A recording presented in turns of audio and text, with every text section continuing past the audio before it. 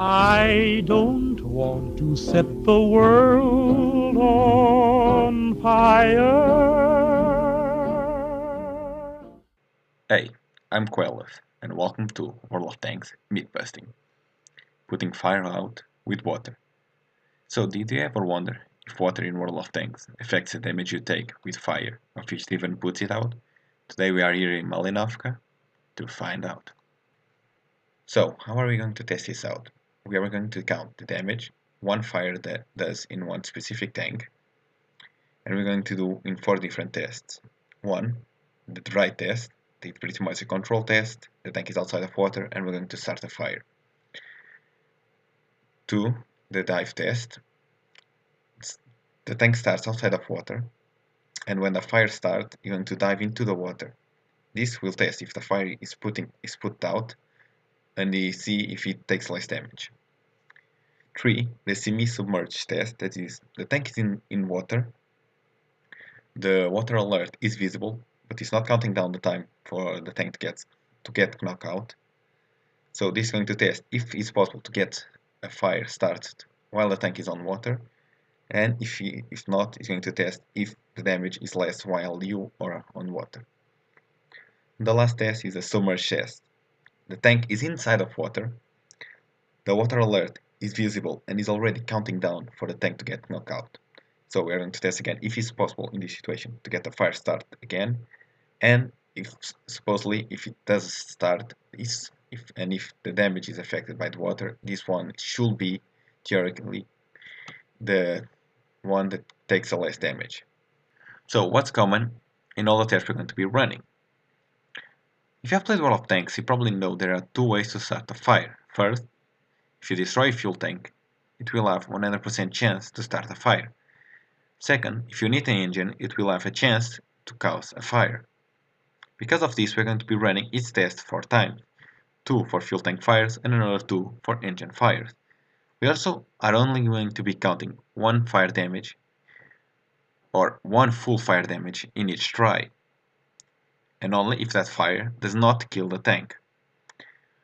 Also, we are not going to be using any fire extinguishers or even having it equipped because the passive of the premium fire extinguisher.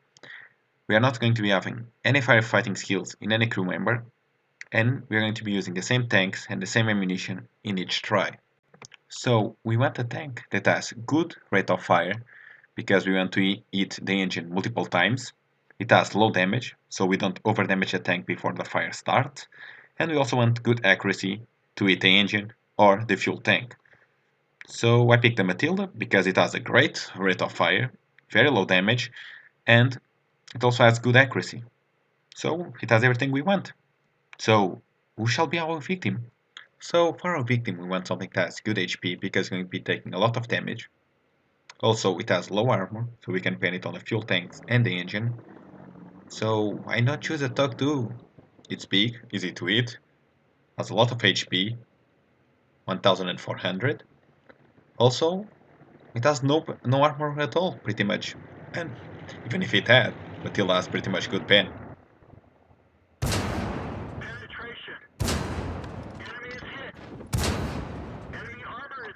So let's start the dry test by shooting the Tug in the fuel tanks until it's destroyed so the fire can start.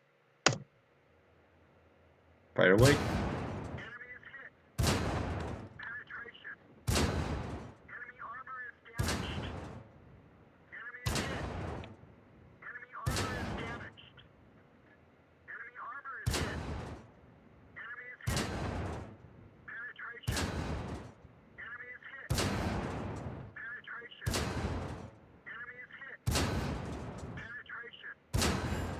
So the fire started, now we just need to know how much damage it does.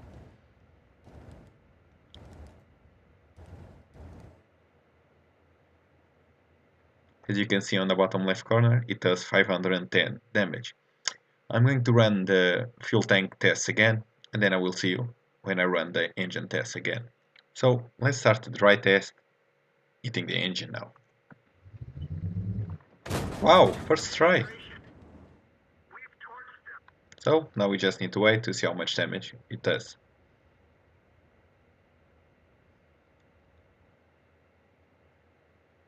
So 666. Okay, I'm now going to run it another time off screen, and then I will see it when it's a diving test. So let's start the diving test by shooting the tog in the fuel tanks. We're going to shoot into the fire start, and when the fire starts, the tog is going to jump into the water.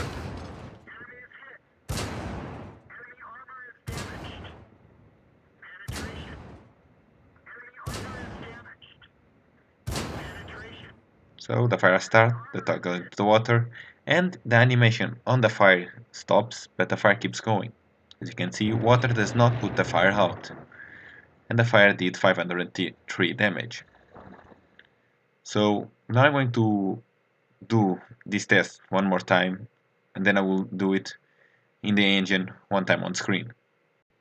So let's do the diving test by shooting the engine now.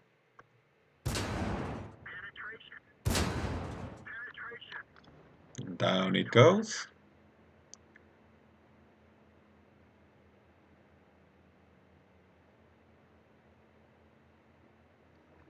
For 481 damage.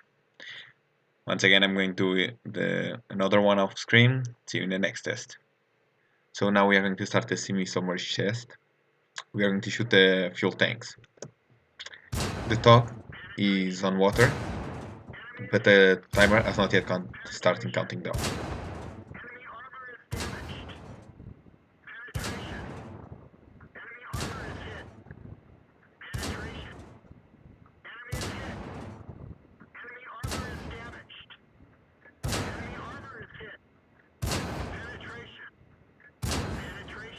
So as you can see, still on water you can get burning damage.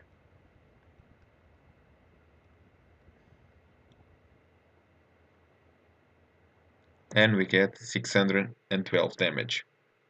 So now we are going to do the semi-submersion test by shooting the engine.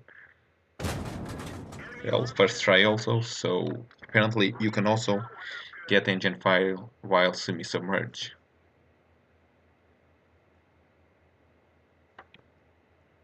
And it did 528 damage. I'm going to do one more time off cam, and then we're going to get into the full submersion test. So now we're going to do the full submersion test.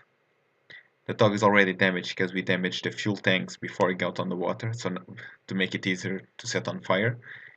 So now we're going to shoot. We're going to get off the water, so the counter resets, and we're going to do again until it gets on fire.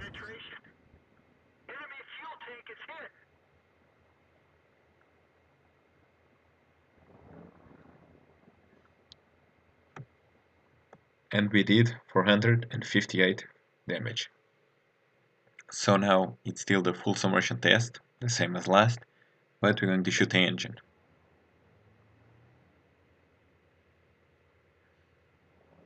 And set fire, so it's going to pull back to reset the timer. And we're going to repeat until it sets on fire.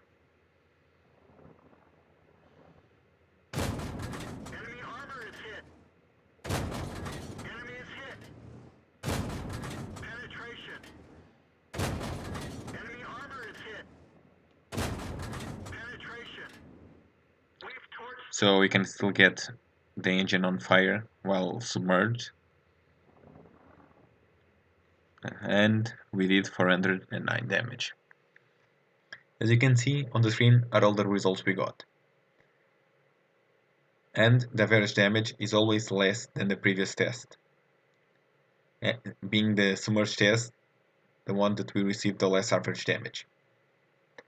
So it looks plausible that you take less damage than when you are on water than when you are out, but it may only be that I didn't do enough tests to get the correct average damage, but it may be plausible. But one thing we have confirmed is you do not put the fire out once you get into the water. So that's it for today, guys. Hope you have enjoyed and learned something, and I also hope to see you again.